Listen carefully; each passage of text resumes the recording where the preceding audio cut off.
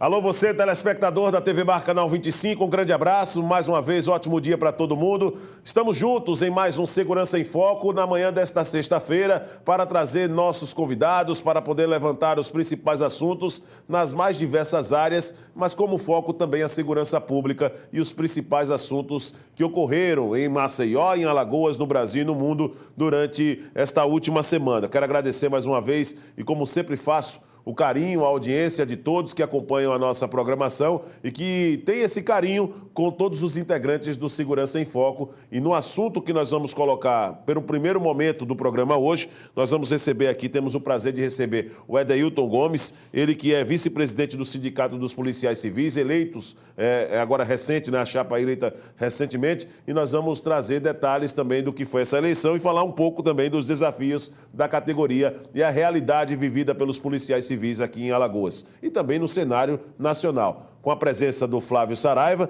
que é delegado aposentado e especialista em segurança pública, advogado, também vai trazer o seu olhar e as suas colocações, integrante aqui do Segurança em Foco, e o Geraldo Magela, que é historiador e que vai trazer também com o seu profundo olhar social a sua análise a respeito dos assuntos que nós vamos colocar em evidência aqui no programa. O tema número 2 do programa é estupro coletivo. Vamos falar também que os números só crescem aqui em Alagoas, um número, inclusive, dados através do Ministério da Saúde que o portal Gazeta Web trouxe detalhes a respeito desse crescimento entre 2015 e 2016 em mais de 78% dos casos de estupro coletivo aqui em Alagoas. Tudo isso a partir de agora no Segurança em Foco, que está no ar.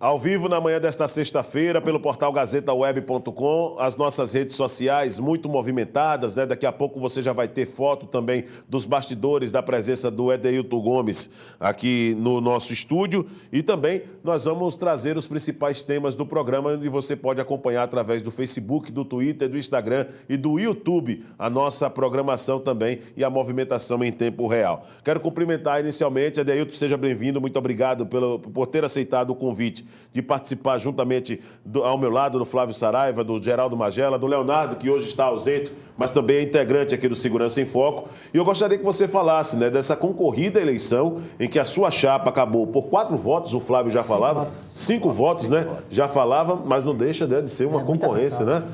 E que agora tem um desafio em valorizar ainda mais a categoria. E que você trouxesse nesse primeiro momento o cenário da realidade vivida pelos policiais civis aqui em Alagoas. Bom dia. Bom dia. Bom dia a todos os telespectadores. A nossa eleição foi bastante movimentada. Pleitos anteriores, nós tínhamos a participação de uma média de 800 companheiros. E nessa eleição nós tivemos a participação de quase 1.200. Então ocorreu uma participação maior da categoria na eleição. E é claro que a nossa chapa, que ganhou apertado, né, com 5 votos, mas procuramos trazer um anseio antigo da categoria e que sempre as oposições que apareciam traziam que era necessário mudança. E, ao longo do tempo, nós construímos uma mudança dentro do próprio sindicato, dentro dessa nova chapa. Tanto é que os novos cabeças da chapa, que vão ter essa responsabilidade nos próximos 3 anos de administrar o sindicato e dar uma nova cara a essa instituição, é Ricardo Nazário, Jânio e Arlete, que ingressaram no sindicato na gestão passada. E nós, é claro, pegamos policiais recentemente entrados na polícia, com uma mente mais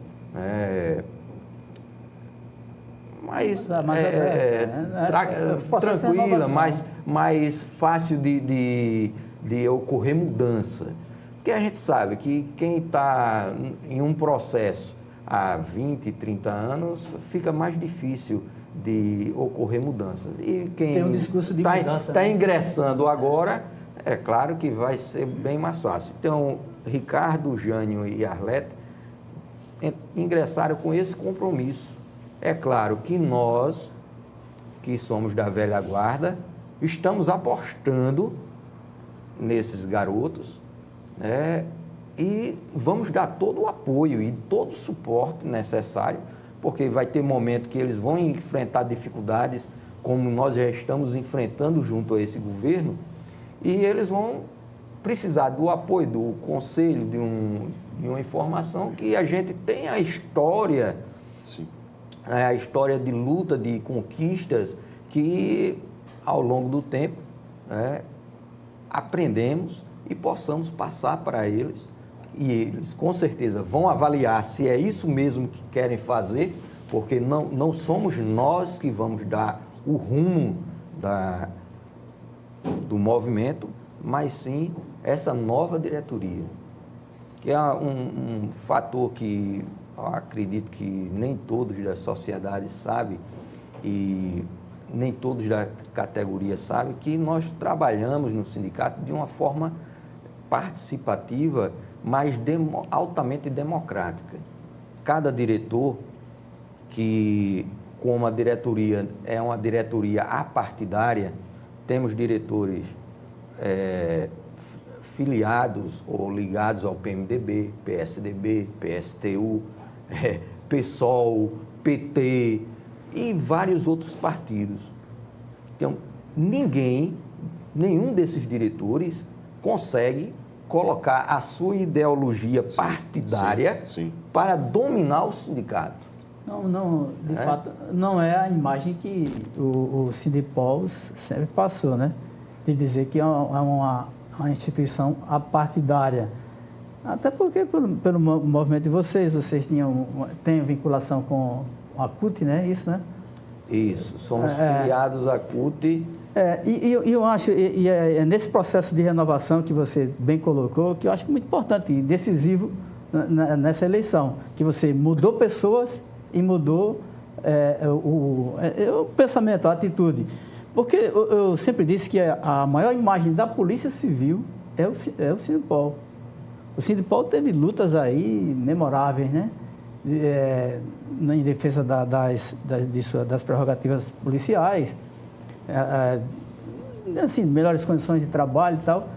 Mas nesse enfrentamento com os governos, foram ações muito arrojadas e, às vezes, mal interpretadas e assim, mal concebidas pela população. Você fazer movimento grevista num período antes do Carnaval, antes eleições, acho que não houve, mas Carnaval, final de ano, Semana Santa, Maceió Fest, quando existia. Então, isso não era bem entendido para a população, que é o nosso cliente. E vocês foram renovando nesse pensamento e o que você coloca aqui é muito interessante, né? Vocês não estão fazendo só uma revisão do pensamento, vocês estão fazendo uma revisão, inclusive com a introdução de novas pessoas na diretoria do Sindipol. Porque, como você bem sabe, você faz parte do sindicato atuante há bastante tempo. Vocês na diretoria, foi o Zé Carlos, o Carlos Jorge, Josmar. Gente muito boa, lideranças efetivas na classe, mas que já estavam na diretoria. Hoje vocês optaram por gente nova, que já não fazia parte da diretoria, e está aí o resultado, uma eleição apertada, muito bom para a classe, né? E vão surgindo novas lideranças. Importantíssimo. Até porque esses companheiros que a gente colocou como encabeçando o sindicato, eles não têm a mesma história que nós já temos de muito tempo. Então, ficou realmente mais difícil. Agora, um fator muito importante que a gente vai sempre procurar levar para eles e continuar dentro do sindicato é a gente não perder a nossa história e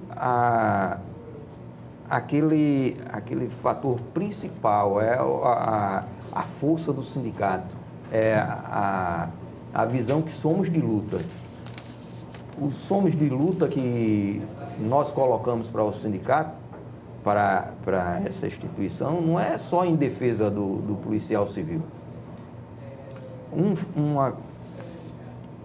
pensamento que ecoa dentro da diretoria: nós não podemos apenas lutar por um policial. Por quê? Minha esposa faz parte da sociedade. Meus filhos fazem parte da sociedade. Se eu lutar só por mim, eu vou ter de protegê-los. É uma luta egoísta. Então, a luta do sindicato tem de ser por uma sociedade mais justa, por uma sociedade como nós fizemos em 97, construímos de 95, 96, 97, quando Polícia Civil, Polícia Militar e sociedade civil organizada foi à rua e deu um basta naquela situação onde enfrentamos o exército, fizemos história local, Sim. nacional e internacionalmente.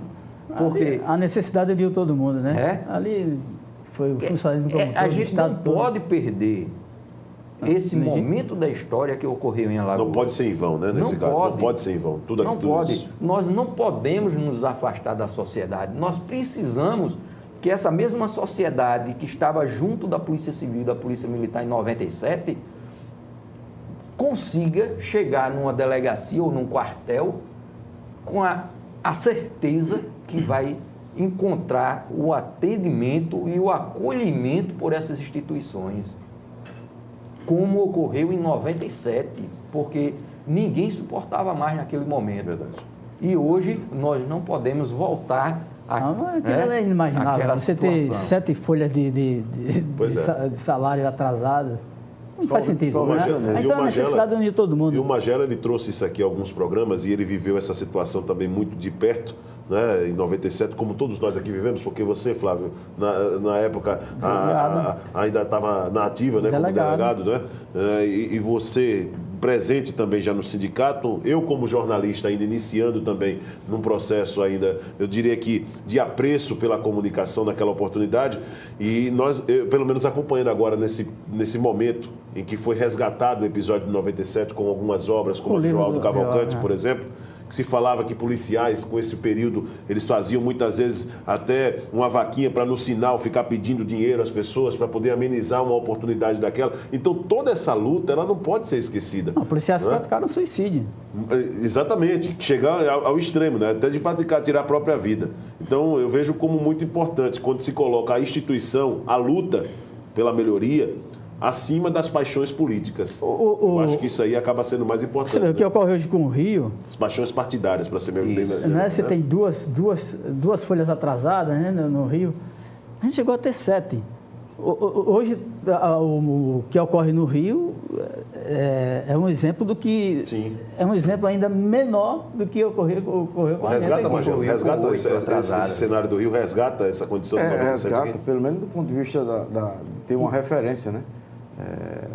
A dimensão do Rio de Janeiro acaba sendo maior, porque como o Rio de Janeiro é um estado com 10 milhões de habitantes, então, na hora que uma cidade como o Rio de Janeiro, que tem 7 milhões, fica na atual situação, onde, por exemplo, os transportadores não querem passar em determinadas rodovias, porque não tem segurança. Das cidades mais visitadas do mundo. O setor de logística diz, vamos sair daqui porque... Vocês têm conhecimento de registro de suicídio lá no Rio de Janeiro, como tivemos aqui? Não, né? Nós temos uma matança, chegou a 99 hoje, né? 99 policiais militares assassinados. Isso é uma situação que para reverter essa situação, não vai ser com conversa, nem com boas intenções. Você tem que um trabalho efetivo, com muito dinheiro, investimento em tudo, na questão do salário, na questão de equipamentos, na questão de como tirar a população da mão do tráfico e do narcotráfico, das milícias, de toda da teia de corrupção que envolve também o setor público. Então, misturou o tráfico, narcotráfico, com milícia, com polícia, com o Estado mesmo, com todos as articulações do Estado. Você tem roubo no hospital, tem roubo de carga na estrada, você tem roubo do Tribunal de Contas. Bom, no governo não se fala, porque o governo é um governo de ladrão. Então, o governador está preso, o outro está complicado. Verdade. O prefeito também já começa o anterior a aparecer. A administração dele, ele pessoalmente não, né? Ainda não, né? Mas os principais secretários já estão presos, né? Indiciados. Então, inevitavelmente isso vai chegar. Tomara que não chegue para não desmoronar do todo, mas a situação é uma situação complicada. Quando o Adeilton fala da questão do sindicato, mais uma vez a população tem que ficar bastante alerta que o sindicato é um instrumento fundamental na defesa do trabalhador. Ele levantou uma questão aqui, que é uma questão há muitas décadas defendida no movimento sindical pelos autênticos sindicalistas. Uma coisa é você ser filiado a um partido político, não é proibido. Partido político não é contravenção, não é uma organização criminosa, ele pode até se transformar, como alguns aí já se transformaram, mas isso não é crime. E é salutar que as pessoas tenham posições políticas claras. Então, na hora que você tem todos esses partidos com seus filiados lá dentro do sindicato, mas o sindicato tem uma função, ele não é do PT, do PMDB, do PSDB, do PDT, do PSOL, do PC, não é nada disso. O sindicato é de defesa dos trabalhadores. E a defesa dos trabalhadores não pode ser uma corporação, ou pelo menos não deve ser uma corporação, que ela pegue tudo para si e largue a sociedade de mão. Sobretudo na área de segurança. Então, na hora que você defende melhores salários, melhores condições, você também, o sindicato também tem a obrigação política, no sentido de quê? De discutir o plano de segurança pública. Esse plano de segurança existe? Que tipo de segurança pública nós queremos? Porque na hora que quem vai fazer a segurança pública é a população, mas quem vai tocar a segurança pública são os policiais, civis, militares e o próprio bombeiro. Então, como é que o principal ator da segurança pública ele não é chamado para discussão? Ele é chamado para um grande evento onde os iluminados aparecem lá com as propostas que dizem que é um plano de segurança pública. Para chancelar. Para chancelar. Então, essa discussão é a discussão central. Sem isso, não há condições de você reverter uma situação terrível como nós estamos vivendo. Não há condição, vai ficar muita propaganda, muita pirotecnia e as mortes vão aumentando, as condições de trabalho vão piorando, as delegacias voltam, você mesmo, antes de começar o programa, eu estava falando que as delegacias voltaram a ser presídios, receber presos. Então, a polícia é pouco eficaz do ponto de vista da sua função, da investigação, de encaminhar os inquéritos com resolutividade. Sim. Então, quando você chega a menos de 10% da resolução dos crimes de homicídio, por exemplo, e essa é uma média nacional, há um fracasso. Qualquer empresa que se estabeleça num ramo, seja o quitandeiro no mercado público ou uma grande empresa, a nossa atividade aqui só estamos atuando na faixa de 10%. Ela não aguenta 2 meses, ela quebra. Mesmo que seja uma multinacional. Nenhum banco aguenta operar tendo perda de 90%. Ninguém aguenta. Quanto mais a segurança pública. Então, essa discussão é uma discussão que o sindicato hoje pode ter e tem condições políticas e amadurecimento para enfrentar, para puxar o governo para essa discussão. E não ficar como passivo. Porque quando o sindicato, por exemplo, no auge do seu radicalismo, trancou lá, meteu o cadeado na porta do IML, aquilo é um atentado contra a sociedade. Nem uma guerra se fecha o local onde estão, se bombardeia, por exemplo, o campo de refugiados ou a área liberta para tratamento dos feridos. Porque há convenção até numa guerra. Então, como é que você pode... O sindicato vai lá, em nome da reivindicação de melhores condições de salário, de vida, etc., ele fecha o IML e os cadáveres ficam na porta. Então, isso é o extremo da radicalização. O sindicato passou dessa fase. Foi terrível, passou. Então, agora vocês têm que ser proponentes de uma nova política, não só para o sindicato, mas para a segurança pública e para a sociedade. Para a sociedade ver o sindicato com os outros olhos. O olho de quem? Bom, quem está nos defendendo no governo é o sindicato. Porque na hora que você defende as melhores condições de trabalho e de vida para o policial, esse policial vai sair de casa para trabalhar com muito mais satisfação e com segurança para dar segurança à sociedade. Porque, diferente do agrônomo, diferente do professor, diferente até mesmo do médico, os policiais têm uma função que só os policiais têm essa função entre os funcionários públicos, de defender a sociedade. É interessante essa sua colocação, Magela. Em 97, eu ainda não era participante do sindicato, não era nem sindicalizado. Estava naquele momento por amizade ao pessoal. E ingressei no sindicato anos depois por conta daquela história, aquela fã. Mas também com a visão de diminuir esse radicalismo. E hoje nós realmente conseguimos. Quando o sindicato vai para a porta de uma secretaria para fazer um café da manhã, para fazer zoada, atrapalhar o andamento, é porque várias reuniões já ocorreram e não teve resultado. Então, nós temos esse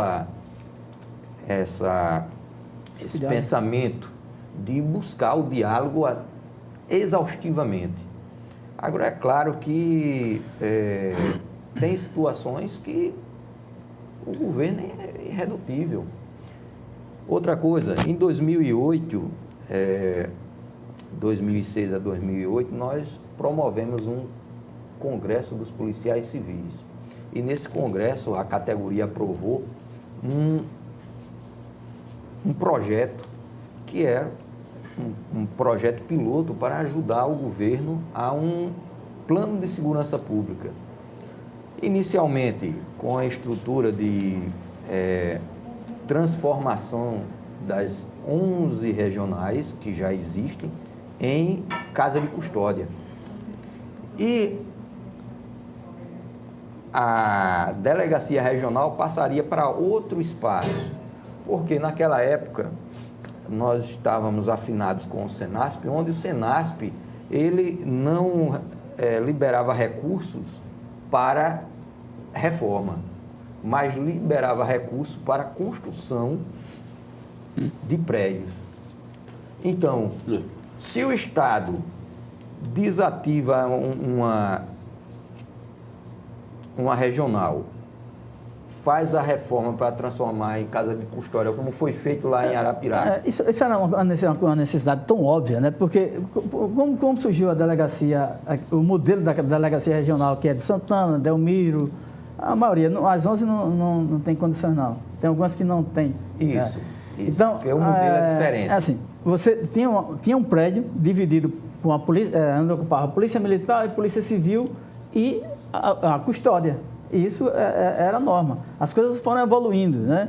A quantidade de presos muito maior. Você não imaginava que um dia a delegacia de Delmiro Gouveia ficasse superlotada, né? E hoje é um fato. A delegacia de Santana de Ipanema. Então, foram surgindo essas novas demandas e o Estado não conseguiu se adaptar a isso. Que seria a coisa mais natural do mundo, transformar aquelas delegacias, aqueles prédios, até o formato próprio para uma casa de custódia, numa casa de custódia que é a destinação dela. Mas demora. E isso vai demorando. Nós temos uma bomba relógio ainda, que é a casa de custódia onde funcionava a delegacia regional de Arapiraca. Ali há uma superlotação todo tempo que ela funcionou. Existe determinação judicial que não pode passar de 93 presos lá. Mas nunca é obedecida essa...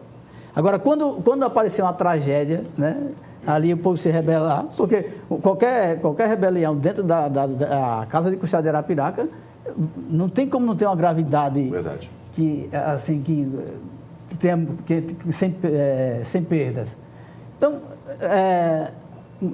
as autoridades são pautadas pela tragédia, então vai ser possível que espera-se uma tragédia para se fazer. E a Polícia Civil, né, a imagem, e é um prejuízo da imagem da Polícia Civil, porque você faz a prisão e leva esse preso para estar lá dentro do ambiente de investigação, onde o Estado não fornece alimentação nas delegacias, né? Isso. Aí você tem um fluxo de familiares pela manhã, café da manhã, no almoço e à noite, aquele fluxo levando comida para os presos. Então você não tem, aí você desvia, aí onde dá o desvio, você desvia os policiais para fazer a custódia, administrar a possível entrada de drogas, armas, enfim, todos esses problemas que a gente conhece. E isso fica com a Polícia Civil Engessada. Engessada e assim. Colapso, né, processo, né? E por que não se resolve, né? Você tem um problema que ele faz solução.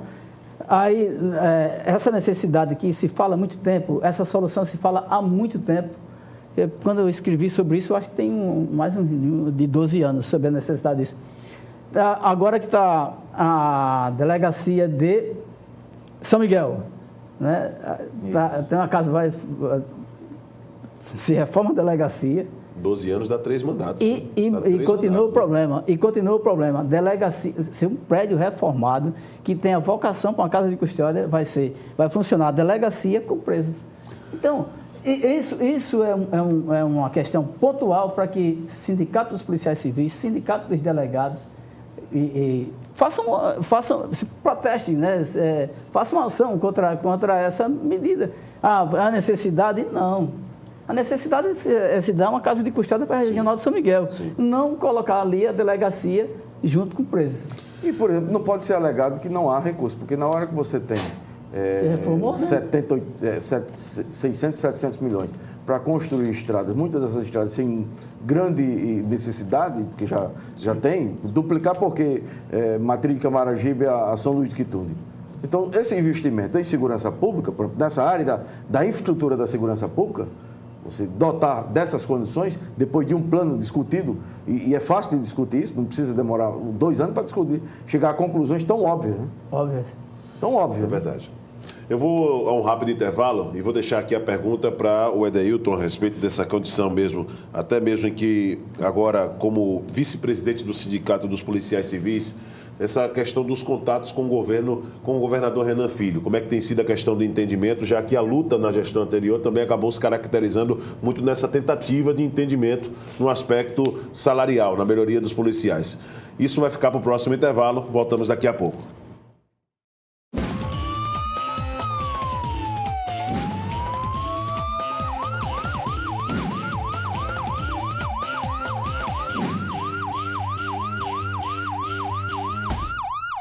Os clientes só têm olhos para o concorrente? Melhore a imagem da sua empresa com o Sebrae Tech. São consultorias em design, como fachadas, vitrines, ambientação, marcas, material gráfico, desenvolvimento de embalagens e outras soluções para o seu negócio. Você investe 20% do valor da consultoria e o Sebrae banca os outros 80%. Ligue 0800 570 0800. Sebrae, especialistas em pequenos negócios. O Instituto Arnon de Melo apresenta os fatos mais marcantes da história do nosso estado em uma publicação inédita. A obra literária Alagoas 200 anos. A cultura, geografia e economia dos 2 séculos da emancipação política do estado, contada em 10 fascículos todas as terças-feiras, encartado na Gazeta de Alagoas. Assine a Gazeta e tenha sempre em suas mãos a melhor informação. E colecione o fascículo Alagoas 200 anos. Realização Instituto Arnon de Melo. Meu Deus, me fala quem colocou essa coisa no mundo. Foi planejada de um jeito que para com tudo. A circunferência perfeita que tem um poder na medida certa pra te enlouquecer. Ela encaixa com esse grave do beat, ela encaixa com o cavaco e o pandeiro, ela encaixa. Quando Tá todo mundo ligado.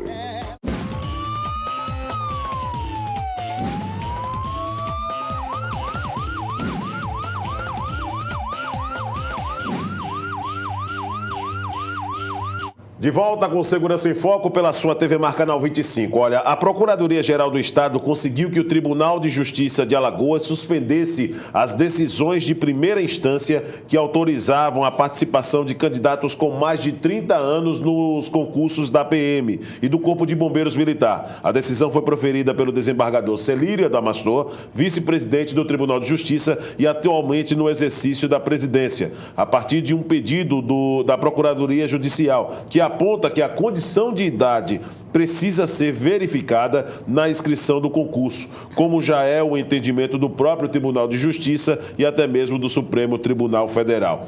Qual a opinião aí, inclusive, de vocês, rapidamente, a respeito desse assunto? Hoje, é de fato uma condição certa essa, brecar a participação de pessoas desse direito de ingressar na corporação, na Polícia Militar, com idade acima dos 30 anos? Flávio Saraiva, depois eu deixo para o Magela. As pessoas costumam dizer que depois de 50, 60, a pessoa estaria inválida para o serviço policial. Não concordo. Não concordo. O que falta na polícia é um cuidado com o trabalhador policial. Você não tem um programa de atividade física institucionalizado na Polícia Civil, na Polícia Militar também não. Tem a programação de educação física, mas alguns não passam do passeio. Não se tem uma ação voltada para a prevenção de alcoolismo e droga dentro do ambiente policial, que eu digo que as polícias são centros formadores de dependentes químicos, porque é uma realidade. Muita gente vê na droga, no álcool, uma fuga pelo estresse policial. E isso não é privilégio de Alagoas que eu vivi e não é um privilégio só do Brasil. Isso é uma coisa do mundo. Então, a polícia não tem esse cuidado. Aí, limitar em 30 anos, aí você vai passar mais 30 a 60. Né? 60 anos, a pessoa estaria inválida para fazer o policiamento ostensivo? Eu acredito que não. Então, essa história de que a vida começa aos 40 é balela, né? Então, nesse caso, numa situação como essa. A vida começa aos 40, então? Quais são os Depende do tipo de vida, né? Aí você coloca uma pessoa com 40 anos para fazer os testes, ele tem uma performance melhor do que o de 30, de 20. Sim, com certeza. Então, com certeza. É uma coisa muito difícil de estabelecer. Por que foi 30 anos? Quais são as condições objetivas para determinar que foi 30 anos? Verdade. É porque você vai se aposentar com 60? Você vai se aposentar com 65? Enfim, eu não sei quais são as condições objetivas que determinaram. Vou perguntar ao Magela também. Talvez seja vedar esse direito, Magela. Como esses regulamentos, todos eles têm um modelo das Forças Armadas, é bem provável com essa questão da militarização, do que em tese você teria que ter condições físicas para correr, etc, etc.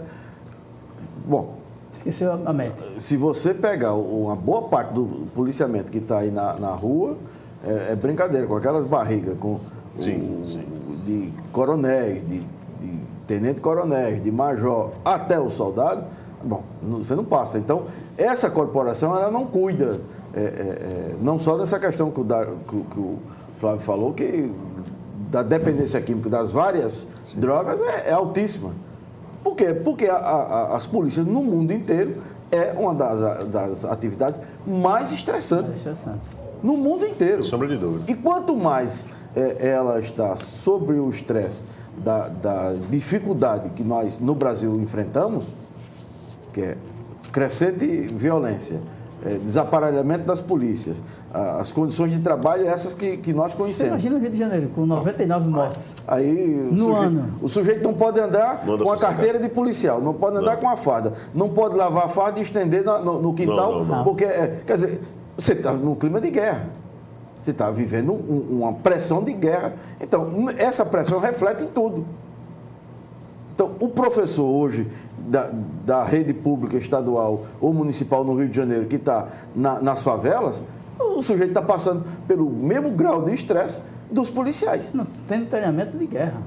Tem treinamento, a Cruz Vermelha está oferecendo treinamento. Né? Então, pensar nisso com o modelo do passado é desconhecer o mundo que nós estamos vivendo. A nossa média de vida hoje está em 78 anos. Isso. Nos anos 60, nós estamos em 50 e tantos, 60 anos. Aumentou, no né? início dos anos 70. Isso. Então, Isso mostra a mudança do comportamento da De sociedade tudo, né? também, né? É verdade. Edeilton, por gentileza. Eu vejo como preocupação porque a polícia militar é uma polícia ostensiva. Eu acredito que essa regra veio para realmente limitar. A gente tem de enxergar que o crime hoje são garotos de 12, 13, 14, Sim, né? sim. E você, com 50, 60 anos, enfrentar a criminalidade, né, com essa essência da juventude, essa força da juventude, fica muito complicado. Eu acredito que é necessário. Essa Eu medida. discordo, É discordo necessária porque essa medida. você com atividade, se você tem uma inteligência, uma atividade de inteligência bem feita na polícia, você não precisa estar correndo atrás de bandido. Né? Você vai fazer a intervenção da prisão, no momento da prisão, com os informes da inteligência. Você imaginar que policial... como policial civil. O policial civil, ele trabalha a questão da investigação e do movimento da inteligência. Mas a polícia militar é uma polícia ostensiva que precisa estar impactando ali. Ela tem que ter visibilidade.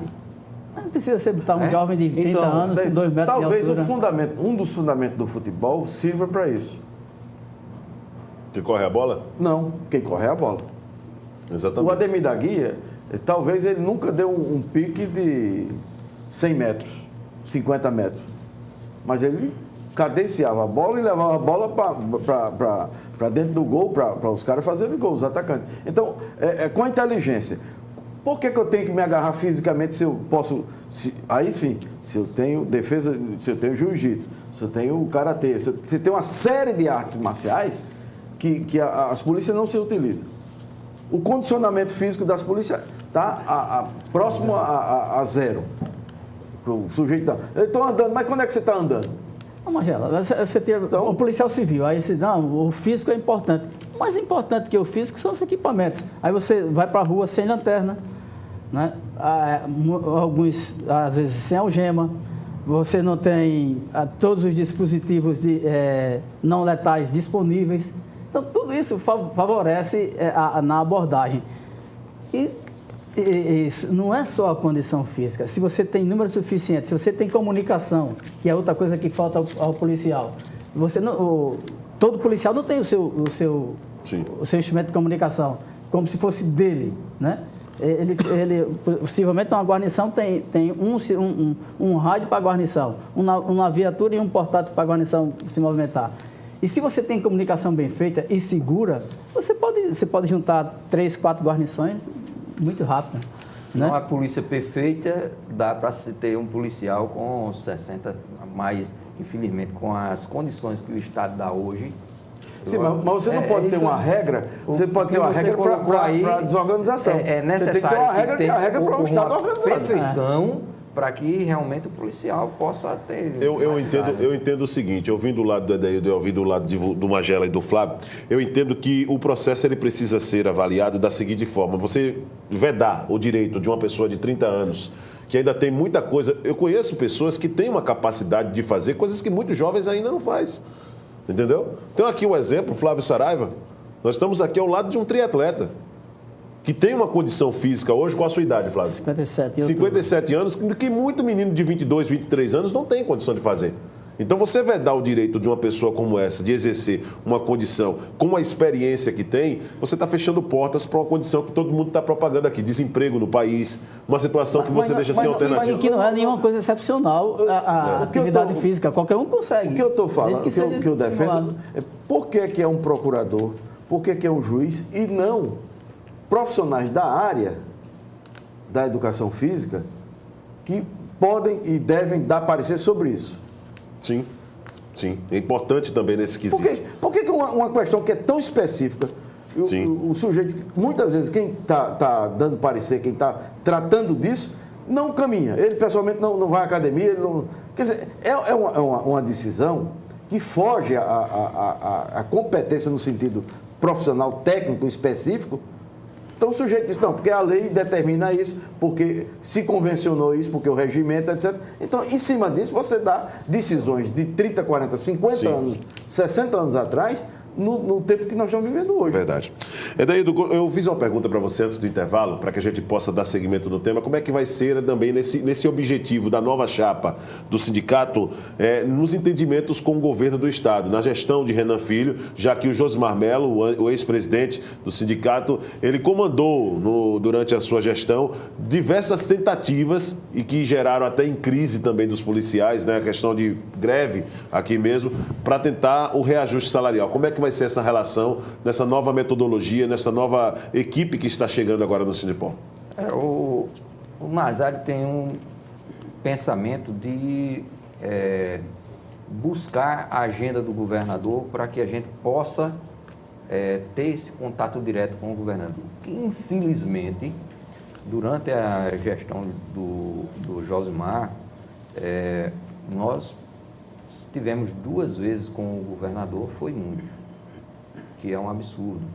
Um governante que foi eleito com o discurso de que iria ele próprio acompanhar a segurança pública e resolver o problema da segurança pública. Não se preocupou em chamar o sindicato e ele mesmo dar os encaminhamentos e procurar solucionar os problemas da segurança pública e, é claro, os problemas que ocorrem com os policiais civis. Porque a segurança pública, a gente sabe que é um todo. A Polícia Civil é uma ponta do iceberg. E o Nazário tem essa Quais são as reivindicações, ideia. as principais reivindicações hoje da categoria? Hoje nós estamos buscando condições de trabalho, que infelizmente esse problema de preso voltando para a delegacia é absurdo. Nós tivemos de visitar algumas regionais aí que está um sucateamento absurdo. Recebemos uma filmagem da delegacia regional de Batalha, que chegou a ser uma delegacia modelo, porque nós temos lá um policial que mora na cidade e sempre teve uma aproximação com todos os empresários da região. E, através dessa amizade com os empresários, ele conseguiu, inclusive até da igreja, ajuda para reformar a delegacia. E o Estado foi lá só para tirar foto e dizer que fez a reforma. Hoje, esse policial já não se sente mais estimulado a fazer isso, porque vê o abandono que o Estado pratica. Está lá a delegacia, o banheiro afundando. O policial não pode tomar banho na delegacia, porque o banheiro, o piso está afundando. Então é um absurdo. A comunicação do sindicato, por exemplo, se ficar como era no passado, com boletim, com jornal impresso, isso não vai levar a lugar nenhum. Na hora que o sindicato colocar na plataforma dele, lá no site do sindicato, todas essas filmagens, fizer o levantamento e colocar para a opinião pública, você passar a se comunicar com a opinião pública e não com o governo, a opinião pública vai impressionar o governo. Na hora que o sindicato se preocupar com a sua aposentadoria, dele, servidor público, e procurar com os outros sindicatos de servidores públicos a discutir a previdência, mas você tem que arrombar a porta, no sentido literal mesmo. Você botar a discussão na mesa, coisa que o sindicato acha que o governo vai ficar o tempo inteiro resolvendo a sua vida. E não vai. Então, a Central Única dos Trabalhadores, infelizmente, aí onde está a partidarização, na hora que o PT, por exemplo, faz um acordo com o governo, todos os sindicatos que estão em torno disso seguem essa orientação e deixam de cumprir a sua função fundamental, que é defender os interesses dos trabalhadores, que são parte da sociedade. Então, é esse meio de domínio que acontece. Não é que o sujeito não tenha posição política, tem uma posição política. Agora, a central sindical é para representar os sindicatos associados à central. O sindicato é para representar os trabalhadores representados, associados ao sindicato e da categoria. E não pode se fechar em si, defender só a minha categoria e o restante que se exploda. Sobretudo da segurança. Então, já que vocês mudaram e avançaram nessa mudança, por que não mudar nesse aspecto? Tirar o governo da toca.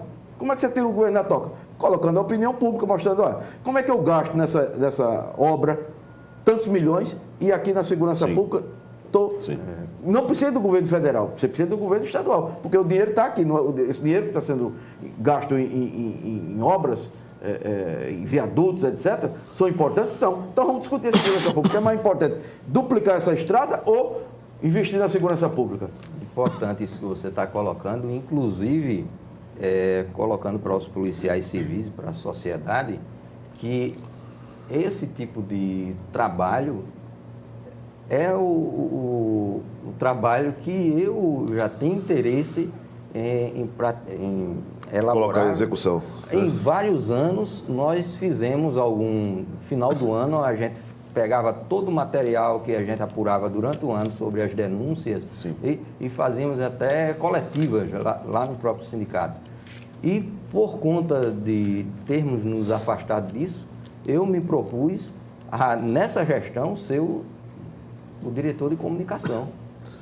E com isso nós retomaremos essas atividades, que para mim também é muito importante. Edeilton, eu desejo boa sorte para você. Magela, Flávio, um grande abraço. Muito obrigado mais uma vez pela presença. Na sexta-feira, o Leonardo já conosco aqui para comandar o Segurança em Foco, junto conosco, para poder trazer as principais notícias e os principais assuntos. Nós vamos encerrando o programa de hoje. Acompanhe a nossa reprise no decorrer da semana e aí na sexta-feira estaremos de volta ao vivo a partir de 9h30 da manhã.